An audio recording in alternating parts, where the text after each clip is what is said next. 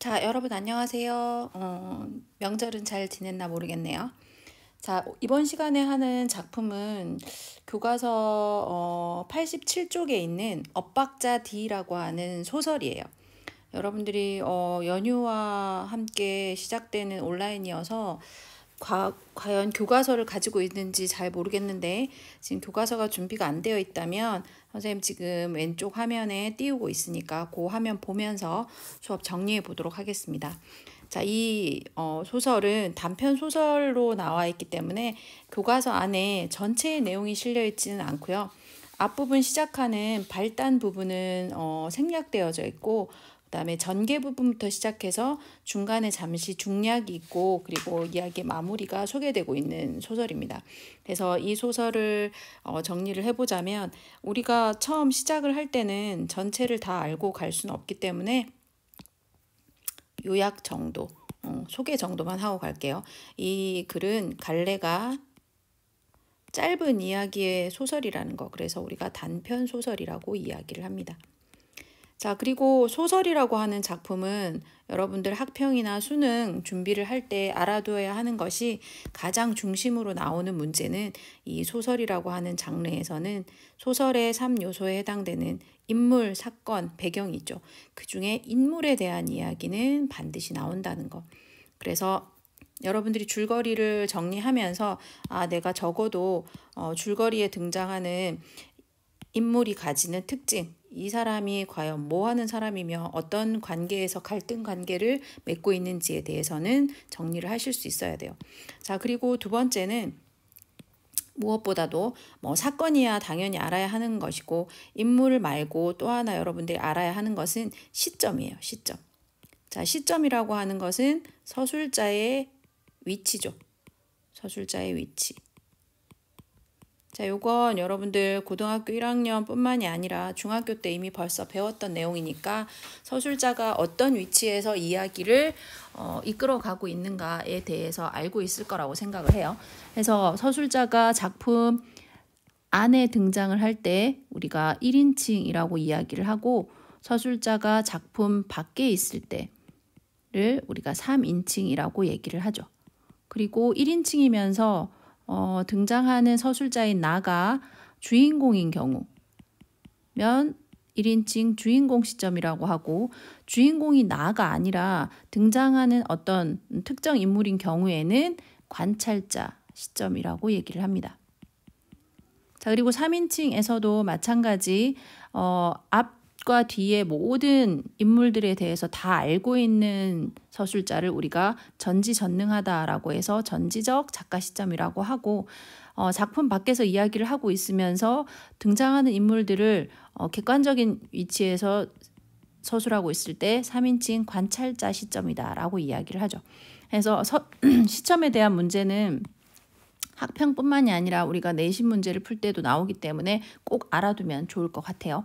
자, 그리고 이제 마지막으로 하나만 더 반드시 알아야 할 것이 있다면 이 안에서 어떤 사건이 갈등을 가져가면서 주제를 나타내고 있는가에 해당되는 것이기 때문에 주제. 이 주제는 우리가 감상적 읽기라고 하는 이 단원을 처음 시작할 때 했었던 건데요. 표면적으로 드러난 주제 말고도 과연 이 작품이 독자들에게 어떤 것까지 전달하려고 하는지에 대한 내면적인 주제까지 그 안에 더 폭넓은 주제까지 더 깊이 있는 주제까지 여러분들이 파악해 볼 수 있으면 좋겠습니다. 그래서 가장 기본적으로 가장 중요하게 여러분들이 소설 작품이라고 하는 것을 배울 때는 요 세 가지의 큰 공부 포인트를 두고 공부하면 좋을 것 같아요. 자, 그리고 이미 벌써 읽어왔으면 참 좋겠지만 아직 읽지 못한 친구들을 위해서 소설이기 때문에 크게 선생님이 필기나 혹은 핵심에 대한 내용을 끊지 않고 쭉 읽으면서 설명하도록 하겠습니다. 자, 해서 우리 교과서에는 발단이라고 하는 부분은 빠져 있고 그 다음에 전개부터 시작하게 돼 있어요. 사실 이 이야기의 발단 부분에는 엇박자 D라고 하는 인물에 대한 이야기가 잠깐 등장을 하는데 사실 전체 이야기를 이해하는 데는 크게 무리는 없기 때문에 바로 시작하도록 하겠습니다. 자, 교과서를 볼게요. 엇박자 D와 나는 시작부터 나라고 하는 인물이 등장을 했습니다. 자, 나가 등장을 했다는 것은 우리 무슨 뜻일까요? 이 소설에서의 서술자는 어디에 있다? 작품 안에 있다는 거죠. 작품 안에 있다. 그래서 1인칭이 등장을 한다는 거니까 우리가 읽으면서 해결해야 하는 것은 나라고 하는 1인칭이 주인공인지 관찰자인지를 알아야 할 겁니다.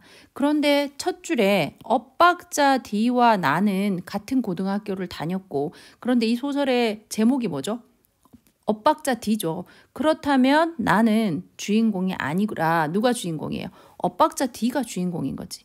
자, 그럼 이 사람을 주인공으로 하여 누가 관찰자가 되는 거죠? 나가 관찰자가 되는 거죠. 자, 그럼 우리는 바로 찾을 수 있네요. 이 소설은 시점이 어떻다? 1인칭 관찰자 시점이다 라는 겁니다. 1인칭 관찰자 시점에서 엇박자 D라고 하는 인물에 대해 나가 생각하고 있는 것을 독자들에게 전달하는 형식을 취하고 있습니다. 자, 조금 빠르게 읽을게요. 자, 엇박자 D와 나는 같은 고등학교를 다녔고 같은 합창단에 있었다. 합창단 출신인 것 같아요. 그죠? 자, 조금 글씨를 얇게 가보겠습니다. 자, 합창단에 있었어요. 합창단이라는 이름이 붙어있긴 했지만 애당초 제대로 된 합창은 불가능한 집단이었다. 합창단은 학생의 개성을 신장하고 건전한 취미와 특수 기능 및 민주적 생활활동을 육성하기 위한 학교의 특별활동 중 하나였지만 특별한 일이 생기지 않고서는 전혀 활동을 하지 않았다. 활동하지 않는 동아리인 것 같아요. 특별한 일이라는 건 1년에 한 번 있는 학교 축제가 전부였고 그마저도 관심을 갖는 사람이 없었다. 무관심한 대상이었네요. 노래를 부르는 사람도 노래를 듣는 사람도 그저 그러려니 실수를 하면 하는가 보다, 듣지 않으면 그런가 보다, 돌을 던지면 던지는가 보다, 돌에 맞으면 잘못 던졌나 보다, 노래를 한 곡만 부르면 힘든가 보다, 그렇게 생각했다. 저 여기에서 쭉 설명하고 있는 합창단에 대한 설명. 자, 이게 지금 여러 가지의 경우가 계속 소개되고 있죠. 자, 이걸 우리는 서술 방법 중에 뭐라고 하나요? 그치? 여러 가지가 지금 계속 나열되고 있죠. 그래서 여기서 이야기하고 있는 서술의 방법은 열거법입니다. 자, 열거하게 되면 가지게 되는 효과는 뭘까요? 자, 예를 들어서 나 지금 정말 바빠 라고 얘기하는 사람과 나 얼마나 바쁘냐면 이것도 해야 되고 저것도 해야 되고 그리고 국어 숙제는 뭐가 있고 수학에서는 과제가 뭐가 있고 학원에서는 숙제를 언제까지 어떻게 해야 되고 이런 양이 있고 몇 시까지 해야 되고 이렇게 계속 여러 가지를 나열하게 되면 굉장히 바빠 보이죠. 그래서 열거법은 강조의 효과가 있어요. 자, 그렇다면 여기에서 지금 이야기하고 있는 얼마만큼 무관심한 대상이냐면 이라는 것을 강조하는 부분인 거죠. 너무너무 사람들에게 무관심을 받고 있는 대상이었다라는 얘기입니다. 자, 내가 합창단을 선택한 이유 역시 마찬가지였다. 좀 관심을 안 가져주기를 바랬나 봐요. 누구도 신경 쓰지 않는 특별활동을 하고 싶었고 특별히 어떤 활동을 하고 싶은 생각이 전혀 없었다. 무기력했네. 그죠? 부모님은 이혼을 한 직후였고 동생은 가출을 마치고 돌아온 후 또 다른 가출을 준비하던 시기였고 나 역시 가출에 버금갈 만한 인생의 파격을 찾고 있던 시기였다. 굉장히 방황기였군요. 그래서 사람들이 나를 좀 안 건드렸으면 좋겠다라고 생각했나 봐요. 그런 상황에 처한 고등학생에게 합창이라는 단어는 이상적이었지만 불가능한 유토피아의 느낌이었다. 합창은 원래 어떻게 해야 되죠? 원래 우리가 알고 있는 합창은 많은 사람들이 화음을 이루어 여러 번의 연습을 거쳐 하나의 작품을 이루어내는 것인데 사실 그 단어 자체가 이상적이고 불가능한 유토피아였다라는 거죠. 나는 지금 마음이 그렇게 대단한 어떤 완성에 가까운 일을 하기에는 불가능한 상황이었다. 그런데 마침 우리 학교 합창부는 이런 합창의 본 의도와는 상관없는 집단이었기 때문에 나는 일부러 그 합창단에 들어가게 됐다는 거죠. 합창단 활동에 가장 열성적이었던 사람이 바로 엇박자 D였다. 자, 그럼 우리가 인물에 대해서 정리를 해야 하니까 가장 대표적인 주인공인 엇박자 D라고 하는 인물에 대해서 정리를 해보면 엇박자 D는 가장 열성적이었어. 합창단의 가장 열성적인 사람, 열정을 가진 인물이었습니다. 자, 대부분의 아이들은 마지못해 될 도로 되라는 심정으로 특별활동 반 중에 하나를 선택했지만 그는 달랐다. 첫 모임에서부터 달랐다. 정말 혹시 단장을 맡고 싶은 사람이 있냐는 음악 선생님의 질문에 그는 번쩍 손을 들었다. 너무나 진지한 얼굴이었기 때문에 음악 선생님과 나머지 아이들은 당황할 수밖에 없었다. 이미 벌써 이 합창단이 얼마나 사람들에게 무관심한 동아리인지를 다 알고 있었는데 제가 저런 행동을 하니까 당황한 거죠. 그래, 그럼 네가 단장을 맡으면 되겠네. 뭐 딱히 할 일은 없고 축제 때 부를 노래 악보를 복사하는 거 뭐 그런 일만 하면 된다라고 했는데도 불구하고 엇박자 D는 꽤 의욕적으로 이 일을 처리하고자 했다는 거죠. 자, 선생님의 축하 말씀이 끝나자 그가 곧 입을 열었다. 축제 때는 어떤 곡을 부르게 되나요? 질문이 굉장히 적극적이죠. 자기가 맡은 단장이라고 하는 일에 대해서 굉장히 열심히 하고 싶다는 거지. 그거야 지금 정하긴 힘들고 5달이나 남았으니까 앞으로 생각해 봐야겠지. 오늘은 그럼 어떤 곡을 연습하나요? 또 질문을 하죠.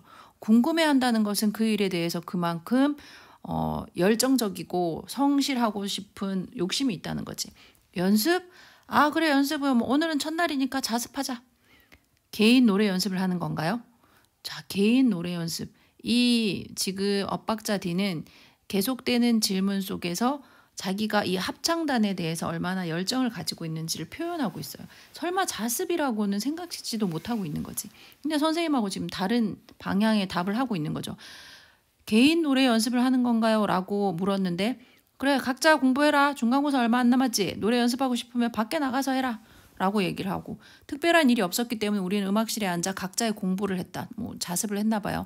실망한 엇박자 D가 밖으로 나가서 노래 연습을 했는지는 사실 잘 기억나진 않는다. 아무도 엇박자 D를 신경 쓰지 않았다. 그들은 이 합창단에 들어온 그 목적대로 별로 누군가에게 관심을 쏟고 싶지 않았고 자기들도 관심을 받고 싶지 않았나 봐요. 음악 선생님은 첫날이니까 자습을 한다고 했지만 그 다음 주에도 그리고 그 다음 주에도 자습은 계속 이어졌다. 이 선생님 자체가 별로 합창단에 대한 열정도 없고 책임감도 없네요. 우리는 커다란 음악실에 앉아 영어 단어를 외웠고 수학 공식을 외우고 세계의 지리를 외웠다. 자, 이 말은 결국 각자 자기 공부를 했지 합창하고는 상관없는 일을 하고 있었다는 겁니다. 아무 활동도 하지 않고 열심히 공부를 할 수 있다는 사실을 엇박자 D 빼고는 모두 알고 있었다. 자, 결국 이 엇박자 D는 다른 인물이었네요. 그죠? 다른 친구들은 모두 알고 있는 것을 D만 모르고 있었던 거니까 다른 일반 합창 단원과는 다른 인물이었던 거죠. 합창 단원들과는 다른 인물이었네요. 자, 나는 음악실 의자에 보조 책상에 엎드려 밀린 잠을 보충했다. 합창단이 연습을 시작한 것은 그로부터 4개월 후, 그러니까 축제 한 달 전이었다. 와, 이 합창단 4개월 내내 아무것도 안 했어. 축제 때 부를 노래를 정하는데 1분도 걸리지 않았다. 그만큼 성의가 없었다는 거죠. 대충 금방 끝났다는 겁니다. 누군가 그즈음 가장 인기 있던 발라드 곡을 추천했고 추천했다기보다 그냥 제목을 한 사람이 됐는데 모두 찬성했다. 큰 욕심이 없었던 거죠. 잘 불러야 된다고 생각했으면 그 노래는 어렵다. 이 노래를 하는 것이 좋다라는 의견이 있었겠지만 별 의견들이 없었어. 어떤 노래였는지는 기억나지도 않지만 합창을 하기에 적절하지 않은 노래였다. 단순한 가락, 그리고 이런 노래를 부르는데 여러 명이 뛰어들어야 하나 싶을 정도로 부르기 쉬운 노래. 그러니까 결국 화음이 들어갈 필요가 없는 노래였다는 거죠. 우리는 노래를 정한 후 다시 자습에 몰두했다. 세상에.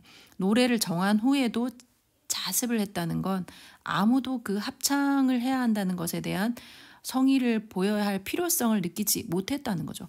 연습이 시작된 건 그 다음 주였다. 지금도 첫 연습하던 그 순간이 생생하게 기억난다. 첫 연습하던 순간이 생생히 기억난다라는 것은 아마도 첫 연습하는 날 뭔가 인상적인 사건이 있었던 모양입니다. 그죠? 유추해 볼 수 있겠죠. 자, 쉬운 노래이니까 딱 한 번만 맞춰보고 자습하자. 심지어 연습하는 첫날도 자습을 하자라고 이야기하는 선생님이네요. 자, 그래서 음악 선생님이 반주를 시작했습니다. 자, 우리는 엇박자 D의 진면목을 처음 알게 됐다. 그는 놀라울 정도의 박치이자 음치였다. 그렇게 열정을 가졌던 엇박자 D는 사실은 반전이 있었네요. 음악이 시작되고 아이들은 모두 열심히 노래를 불렀지만 그러나 시간이 지나면서 아이들의 표정이 일그러지기 시작했다. 노래와 목소리 사이에서 뭔가 불길한 기운이 꿈틀거리고 있었다. 뭔가 이게 일이 뭔가 잘 못 될 것 같은, 그죠? 그 합창을 망칠 것 같은 기운이라는 거죠. 그 불길한 기운은 순식간에 아이들의 목소리를 집어삼켰다. 5소절쯤 지나자 노래는 엉망진창이 되었다. 야, 아무리 편안한 맛에 들어왔다지만 그래도 명색이 합창단인데 노래를 이렇게 못할 수가 있냐? 라고 얘기를 하셨습니다. 음악 선생님은 반주를 멈추고 화를 냈다. 처음부터 다시 불러보았지만 불길한 기운은 사라지지 않았다. 3번째야 선생님은 그 불길한 기운을 감지했다. 뭔가 이 기운이 누군가로부터 나오고 있다는 것을 눈치채신 거죠. 잠깐, 이 목소리 누구야? 계속 불러봐. 애들을 다 부르게 하면서 이제 그 주인공을 색출하려고 하셨나 봐요. 음악 선생님은 3줄로 서 있던 22명의 아이들 앞을 천천히 걸었다. 모두들 긴장했다. 내 노래 실력이 합창을 망칠 정도는 아니라는 생각과 그래도 혹시 나일지도 모른다는 불안감이 아이들의 노래에 배어났다. 불안한 마음이 부르는 노래는 이미 노래가 아니었다. 아, 이 말 왠지 선생님은 와닿는데, 불안한 마음이 부르는 노래는 이미 노래가 아니었다. 이 안에는 여러 가지를 넣어서도 활용할 수 있을 것 같네요. 불안한 마음으로 하는 공부는 이미 공부가 아니었다. 그죠? 불안한 마음으로 먹는 음식은 이미 음식이 아니었다. 이런 거죠. 그래서 뭔가 그것이 진정한 의미를 가지기 위해서는 불안함이다라고 하는 것은 그것을 해치는 요소였다라는 거죠. 그래서 이것은 부정적 요소가 됩니다. 아마 여러분들에게도 마찬가지일 거예요. 뭔가 자신감을 가지고 잘 될 것이다 라고 하는 마음을 가졌을 때는 그 일이 굉장히 잘 돼. 하지만 시작부터 안 될 거라고 생각하고 하는 거는 이미 벌써 망친 거나 마찬가지라는 거죠. 그래서 여러분들도 나는 이제 늦었다라고 생각하면 그건 시작이 될 수 없는 거지. 출발은 하고 있지만 출발이 아닌 거나 마찬가지인 거죠. 그래서 어떤 자세로 그것을 하느냐는 굉장히 중요한 겁니다. 자, 애들이 불안해지자 이미 벌써 그건 노래가 아니었어요. 단장, 이거 네 목소리 아니야? 모두 멈추고 단장 혼자 불러봐. 엇박자 D의 노래는 들어줄만 했다. 부드러운 느낌도 잘 살아있었고 박자도 이상하지 않았다. 음악 선생님은 고개를 갸웃거렸다. 뭔가 이상하긴 한데 어느 부분이 어느 정도로 이상한지, 고치려면 어떻게 해야 하는지 답을 말해줄 수가 없었던 것이다. 음치면서 박치이긴 하지만 어느 부분이라고 지적할 수 없었던 것은 사실 부드러운 느낌을 잘 살리고 박자도 이상하지 않을 만큼은 노력하고 있었기 때문인 것 같아요. 그죠? 다시 합창을 시도해봤지만 결과는 마찬가지였다. 엇박자 D의 목소리만 들리면 아이들은 갈피를 잡지 못했고, 왜였을까요? 엇박자 D의 목소리가 묻히는 목소리가 아니었던 거지. 자꾸 신경 쓰이게 하는 소리였기 때문에 사람들이 왜 노래를 하다 보면 그 신경 쓰이는 소리로 따라가게 되어 있죠. 뭔가 억양이 강하다던가 아니면 목소리가 꽤 컸다던가 조화를 이루거나 혹은 묻히기에는 힘든 목소리였던 거죠. 음은 뒤죽박죽이 됐으며 박자는 제멋대로 변했다. 그의 목소리는 전파력이 강한 바이러스였다. 주변에 꽤 큰 영향력을 미치는 그런 소리였다라는 얘기였습니다. 하지만 바이러스라는 의미로 봤을 때 긍정적이지 않은 부정적 영향을 끼쳤다는 거겠죠. 합창에는 적합하지 않은 목소리였던 것 같습니다. 음악 선생님은 엇박자 D에게 자진 사퇴를 권했다. 자, 이 말은 단장 자리뿐만 아니라 합창을 하는 자리에서 물러나 줄 것을 원했던 모양이에요.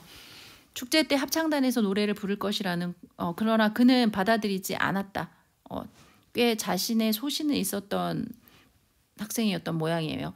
축제 때 합창단에서 노래를 부를 것이라는 광고를 여러 곳에 해두었다는 것이 이유였다. 나름의 자부심과 나름의 열정이 있었던 친구였네요. 자, 그래서 엇박자 D는 자기 주장이 있는 인물이네요. 그리고 합창에 대해서 꽤 애정을 가진 인물인 것 같아요. 그죠? 자, 그런데 선생님 이렇게 말해서 좋아. 대신 넌 절대 소리 내지 마. 그냥 입만 뻥긋뻥긋 하는 거야. 알았지?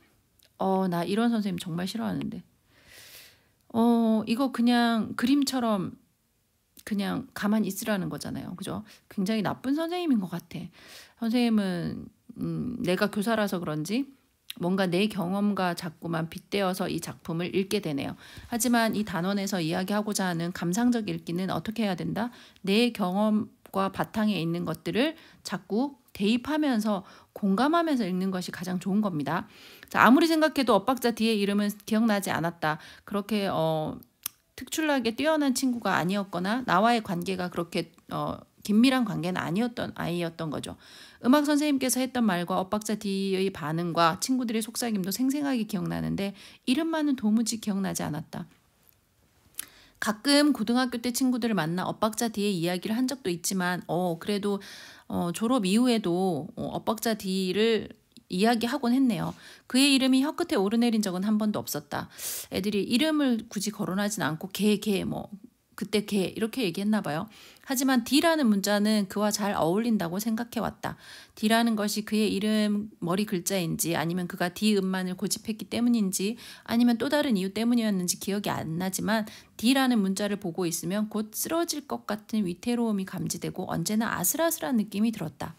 우리는 알파벳 D가 어떤 의미를 가지는지 잘 모르겠지만 곧 쓰러질 것 같은 위태로움과 아슬아슬한 느낌을 받는 그런 알파벳이었던 모양이죠. 사실은 A, B, C, D는 F를 앞두고 있는 글자이기 때문이 아닐까라는 생각도 들어요. A, B, C는 그래도 상위에 해당되겠지만 D는 한 칸만 더 내려가면 F라고 하는 우리가 말하는 그 학점을 이수받지 못하는 그런 존재였기 때문이 아닐까라는 선생님은 추측하게 됩니다. 어찌됐건 우리는 엇박자 D의 이야기를 자주 했다. 재미있는 추억거리였고 엇박자 D라고 발음할 때 그 이상한 쾌감, 어감을 얘기하는 거겠죠. 발음할 때 그 이미지도 좋았다. 자, 그리고 나서 이제 교과서 상에는 중간 부분이 없고 줄거리만 나와 있어요. 엇박자 D가 결국은 노래를 불러버렸어. 선생님은 입만 뻥긋뻥긋 하라고 했는데 자기 나름 노래를 불렀어요. 자기 주장이 있다라고 했죠. 나는 합창 다니고 내가 처음 가입할 때부터 열정을 가졌고 나는 게다가 뭐야? 단장이잖아요. 그죠? 그래서 나름 노래를 하겠다는 생각이 강했던 거죠. 그러나 합창단 축제 공연은 엉망이 되었고 이에 음악 선생님은 합창을 멈추게 하고 그에게 망신까지 줬네요. 아, 비극이었네. 그지? 시간이 흐른 후 공연 기획자로 일하고 있던 나는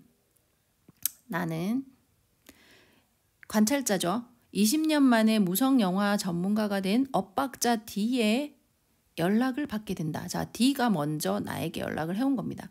나는 유명 가수인 더블 더빙의 공연 기획자로 이름을 올려보고 싶은 욕심에 엇박자 D가 기획하는 더블 더빙과 무성 영화의 만남이라는 주제의 공연을 함께 준비하게 되었다.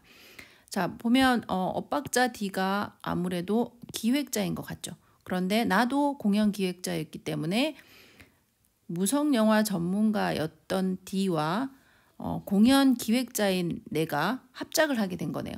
주제의 공연을 함께 준비하게 된다. 엇박자 D의 부탁으로 내가 고등학교 시절 합창단을 함께 했던 친구를 초청하게 이르네요. 자, 그럼 모인 이 나와 합창 단원들은 어린 시절에 그 합창단이었었던 기억을 공유하고 있는 사람들인데 그들이 공연을 보러 와서 뭔가 어떤 일이 펼쳐질 것이다 라는 것을 예상할 수 있겠죠. 자, 그래서 주인공인 엇박자 D는 그 당시에 합창단원이었던 인물들과는 다른 인물이었다는 점, 그리고 자기 주장이 꽤 있었다는 점을 기억하시면 되겠습니다. 자, 이제 사건이 이제 공연으로 들어가게 됩니다. 엇박자 D와 나는 파이팅을 외치고 마지막 점검을 했다. 무대 뒤쪽에서 바쁘게 움직이다 보면 1시간이 1초처럼 지나간다. 그리고 딱 하더니 공연장이 관객으로 가득 찼다. 굉장히 큰 무대에 관객들이 가득 찬 모양이에요. 자, 무대 뒤쪽에서는 사람들이 웅성거리는 소리가 파도 소리처럼 들린다. 자, 지규법이죠. 비유적으로 표현하고 있네요. 자, 관객들은 이미 이제 곧 커다란 해일이 되어 공연장을 삼켜버릴 것이다. 자, 이것도 마찬가지 비유적으로 표현하고 있죠. 곧 어떻게 해일이 된다는 것은 공연의 열기가 공연장을 삼켜버릴 만큼 뜨거워질 것이다 라는 것을 비유하고 있습니다. 커튼 사이로 관객석을 보았더니 빈틈이 보이질 않았다. 만석이었던 모양이에요. 자, 연신 카메라 플래시가 터졌고 몇몇 팬들은 소리도 질러댔다. 그래서 관객들이 이제 막 그 유명한 공연을 보기 위해서 흥분한 상태네요. 그들도 긴장하고 있었다. 공연장이 불이 꺼지자 관객들의 파도 소리가 잔잔해졌다. 이제 진정한 공연이 시작되는 겁니다. 시작은 짧은 무성 영화였다. 자, 이 무성 영화가 엇박자 D가 준비한 기획이죠. 한 남자가 기찻길에 누워있고 남자는 양복을 입고 있고 기차는 오지 않고 남자 일어나고 다시 눕고 누워있는 자세가 어떤지 불편해 보이더니 남자는 자세를 바꾸고 다시 누웠다가 다시 나타났는데 베개를 들고 나타났다. 베개를 기찻길에 놓고 누웠다. 그리고는 다음 날에는 담요를 들고 나타났다. 그리고 다음 날에는 오두막집을 한 채 이고 나타났다. 남자는 오두막집을 기찻길 위에 올려두었고 오두막집에서 불이 켜졌다. 불이 켜졌다. 불이 꺼지는 순간 멀리서 기차가 오는 게 보였다. 기차가 조금씩 다가오고 있었다. 기차가 거의 다 왔을 무렵 오두막집에 불이 탁 켜졌다. 그리고 빵! 기타 소리가 터졌다. 자, 이렇게 되면서 극적인 효과가 나타나는 거죠. 극적 효과를 노리기 위해 불이 꺼지자마자 충돌 직전 빵! 하는 소리와 함께 음악 연주를 연결하고 있습니다. 와! 그러자 이제 공연장의 조명이 번쩍이며 더블 더빙이라고 하는 그 유명 가수들이 나타나자 한 차례 해일이 일었다. 자, 이 해일이 앞에서 말했던 요 해일이죠. 관객들이 흥분하여 무대를 삼켜버릴 것 같은 열기. 자, 내가 봐도 극적인 시작이었다. 흑백 무성 영화가 영사되던 화면을 찍고 마치 이 유명한 더블 더빙이라고 하는 멤버들이 나타난 것이다. 그들은 오두막집으로 돌진하던 기차가 되어 관객들 앞으로 뛰쳐나왔다. 자, 더블 더빙의 음악은 대단했다. 음반으로 듣던 것보다 리허설 때 들었던 것보다 10배 정도는 강력한 음악이었다. 그들의 음악을 어떤 장르라고 규정하긴 힘들었지만 모든 사람들이 넋을 잃어가고 있었다. 락보다 강렬했고 재즈보다 자유로웠으며 클래식보다 품이 있었고 펑크보다 리드미컬했다. 잘은 모르겠지만 모든 장르의 음악들을 가져와서 뭐뭐보다 라고 얘기한 것보다 보니 어떤 음악의 장르의 기준보다 넘어섰다는 거죠. 그러니 기대 이상이었다는 거지. 기대 이상의 대단한 무대였다라는 것을 여러 장르를 가지고 설명하는 열거법을 사용하고 있죠. 열거를 하는 효과는 뭐다? 강조. 이 무대가 굉장히 만족스러웠던 모양이에요. 자, 첫 번째 공연이라는 것이 믿어지지 않을 정도로 더블 더빙은 능수능란하게 공연을 진행했다. 엇박자 D의 스토리보드가 그만큼 꼼꼼했다는 이야기일 수도 있다. 자, 그러니 엇박자 D가 사실 학창시절에는 박치이자 음치였는데 지금 보니 그가 무성영화라고 하는 것을 제작하고 그것을 이렇게 묶어서 콜라보하는 데 있어서 스토리보드가 꽤 꼼꼼한 인물이었다라는 거죠. 해서 공연 기획자인 내가 평가하기에 엇박자의 능력이 꽤 좋았다는 얘기입니다. 관객들이 가장 즐거워했던 순간은 무성영화의 장면에 맞춰 더블 더빙이 연주를 할 때였다. 자, 재채기라는 아주 짧은 무성영화였다. 영화가 시작되면 한 여자의 커다란 얼굴이 나타난다. 자, 여러분들에게는 교과서 92쪽에 그 영상으로 보이는 사파 그림이 나타나 있죠. 커다란 얼굴의 여인이 나타나고 여자는 코가 간지러운 것처럼 보이고 재채기가 나오려고 하는데 참아보지만 쉽지가 않고 뭐 나올랑 말랑 하는 거죠. 내용은 그게 전부다. 자, 이 말은 되게 단순한 내용이라는 거죠. 재채기가 나올까 말까 하는 장면에 맞춰 더블 더빙이 재미난 연주를 들려줬는데 관객들은 무성 영화를 보면서 한 번 웃고 더블 더빙의 연주를 들으며 또 한 번 웃었다. 연주를 들으며 왜 웃었을까요? 그 이유가 이제 나옵니다. 여자의 찡그린 얼굴과 더블 더빙이 들려주는 음악이 묘하게 리듬이 맞지를 않았어요. 우리가 뭐 상상해 보면 뭔가 재채기가 나올랑 말랑 할 때 그 뭔가 간지럽고 뭔가 갑갑한 마음, 그것과는 약간 생뚱맞은 그런 음악이 더블 더빙의 연주에 들어가 있었던 모양이죠. 정확하게 딱딱 들어맞는 게 아니라 뭔가 좀 어긋난 엇박자였다. 자, 누가 기획했죠? 엇박자 D가 기획을 했죠. 관객들은 그걸 더 재밌어하는 것 같았다. 그런데 희한하게도 관객들은 그 뭔가 딱딱 들어맞지 않는 그 안에서 더 재미를 느꼈다는 겁니다. 더블 더빙이 엇박자 D를 위해 이런 음악을 만든 것은 아니겠지만 마치 그에게 바치는 노래 같다는 생각이 들었다. 이 영상이 마치 더블 더빙의 노래에 더 잘 어우러지게 하려고 만들어진 것처럼 느껴질 만큼 얘들을 더 띄우게 되는 효과를 이 영상이 하고 있는 것 같다는 생각이 들었죠. 근데 이 기획을 누가 했다? 엇박자 D가 했다는 거죠. 자, 해서 엇박자 D를 위한 엇박자 연주곡이라고 생각이 들었다는 겁니다. 공연이 끝났지만 관객들은 돌아갈 생각을 하지 않았다. 꽤 성공한 공연이었죠. 모두 앙코를 외치고 있었다. 물론 앙코르곡도 준비해 두었다. 더블 더빙이 다시 나타났고 모든 조명이 꺼졌다. 자, 관객들의 소리도 어둠 속으로 가라앉았다. 공연을 다시 듣기 위해서 침묵의 소리를 이제 내지 않았다는 거죠. 여러 가지 소리들이 하나의 기다랗고 평평한 일직선으로 변했다. 뭔가 조용해지는데 처음에 왁자지껄했다가 점점 소리가 작아지더니 하나의 소리에서 갑자기 소리가 하나도 안 들리는 적막한 상황이 된 거죠. 그러자 어디선가 음악 소리가 들리기 시작했다. 앵콜 공연이 시작이 되는 겁니다. 음악 소리는 너무 작아서 거의 들리지 않을 정도였다. 대본대로라면 그들의 최고 히트곡을 연주할 차례였는데 뭔가 잘못된 게 틀림없었다. 나가 알고 있는 사실과는 다른 뭔가의 방향인 거죠. 음향, 뭐가 잘못된 거야? 사운드 체크해봐. 자, 이거 누가 얘기했을까요? 나가 얘기했겠죠. 그러자 무선 헤드셋으로 엇박자 D의 목소리가 들렸다. 아니야, 잘못된 거 없어. 너 몰래 만들어둔 시나리오야. 20년 전 친구들에게 바치는 선물이야. 라고 얘기를 합니다. 자, 선물. 뭔가 친구들에게 주고 싶었던 메시지가 아닐까요? 그죠? 자, 뭔가 메시지가 있었던 모양이에요. 자, 이 선물이 과연 뭘까? 아주 작게 들리던 음악 소리가 조금씩 커졌고 확성기에서 흘러나오는 음악은 관객들 사이로 서서히 스며들었다. 관객들은 굉장히 조용했고 아주 작은 소리가 천천히 흘러나왔어요.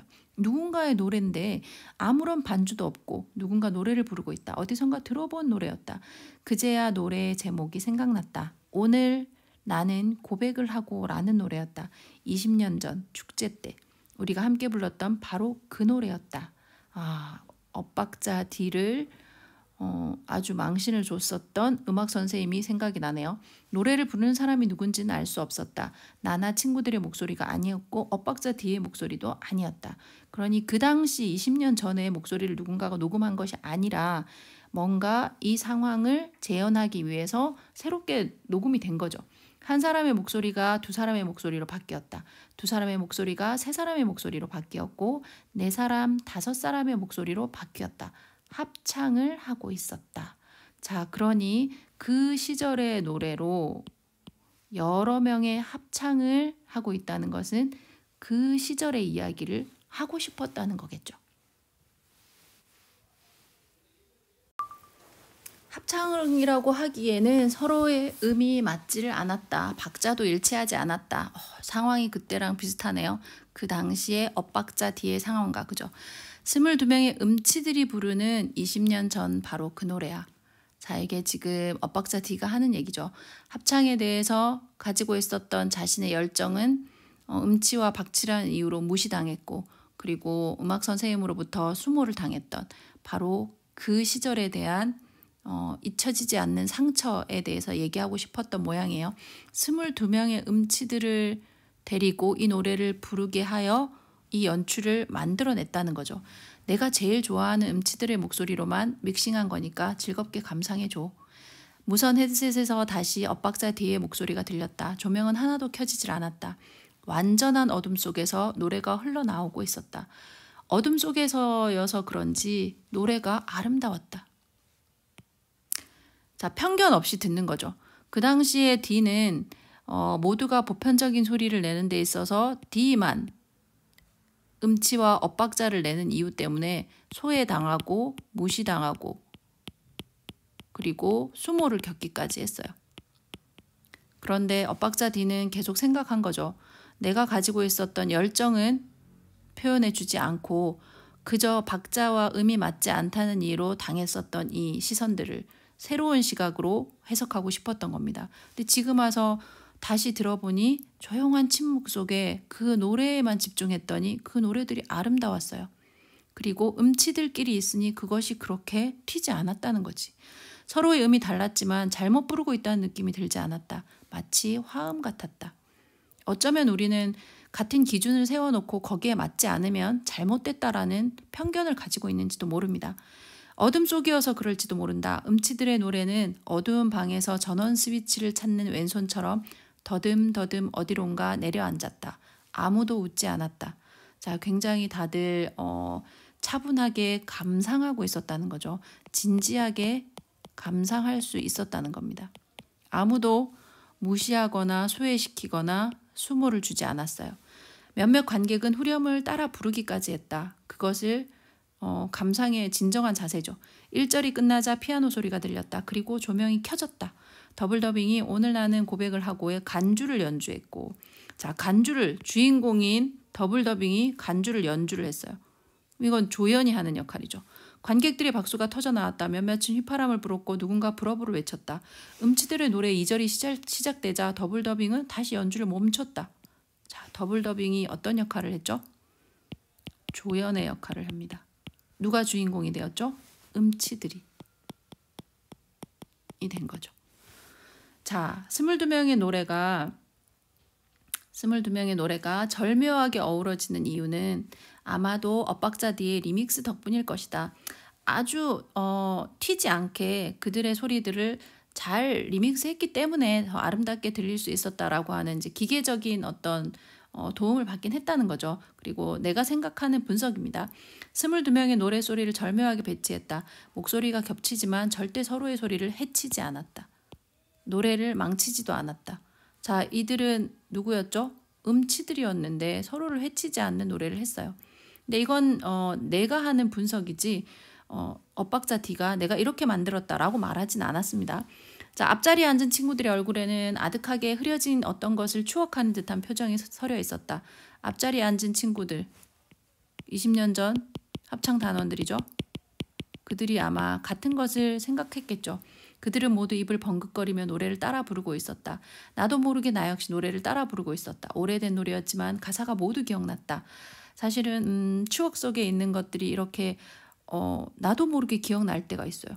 그럴 때 보면 참 신기하다는 생각이 들 때가 있죠. 20년 전과 달리 이번에는 우리들이 립싱크를 하고 있었다. 자, 그 당시에는 보편적인 노래를 그냥 하던 친구들이었고 립싱크는 누가 하라고 했죠? 엇박자 D에게 하라고 했지만 우리들이 립싱크를 한다는 것은 그들이 이제 주연이 아니라 조연의 역할을 한다는 겁니다. 누가 주인공이다? 아까도 얘기했죠? 음치들이. 음치들의 노래소리에 맞춰 우리는 입을 벙긋거렸다. 노래를 따라 부르긴 했지만 입 밖으로 소리를 내지 않았다. 그들이 주인공이니까 그저 입만 벙긋거렸다. 다른 친구들도 모두 그러는 것 같았다. 우리는 그것이 엇박자 D에 대한 예의라고 생각했다. 엇박자 D에 대한 예의. 자, 지키지 못했던 예의죠. 엇박자 D를 편견으로 바라봤던 과거를 반성하는 거죠. 하면서 이번 기획은 엇박자 D가 뭔가 메시지를 전달하기 위해서 만든 거니까 추억 속에서 그를 무시하고 함께 수모를 줬던 자신들을 좀 반성하게 됐다는 거죠. 그런 의미에서 엇박자 D는 어쩌면 그들에게 뭔가 넌지시 주고 싶었던 메시지가 있었을 겁니다. 그 메시지를 선물이라고 표현하고 있죠.